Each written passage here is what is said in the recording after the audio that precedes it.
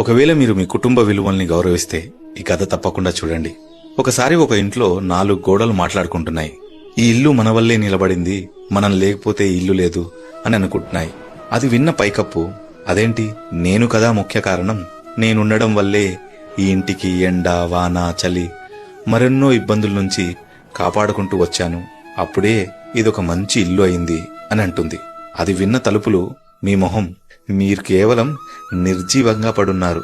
నేను కొన్ని 100 సార్లు మూసుకుంటూ తెరుచుకుంటూ ఈ 4 గోడల లోపటికి రావడానికి మార్గాన్ని ఏర్పరిచాను, నేనే ముఖ్యం అని అంటుంది.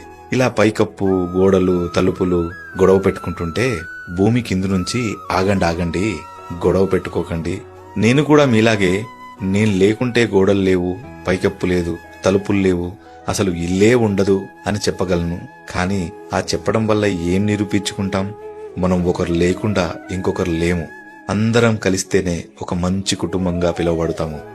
సరిగ్గా ఇలాగే మన కుటుంబంలో కూడా ఒకరు పైకప్పై కాపాడితే మరికొందరు గోడల్లా దృఢంగా నిలబడి, ఇంకొకరు తలుపుల్లా మార్గాన్ని ఏర్పరిచి, భూమిలా అందర్నీ ఒడిసిపట్టి ఉండే వ్యక్తి చుట్టూ నిలబడి ఒక గొప్ప కుటుంబంగా మారతాము.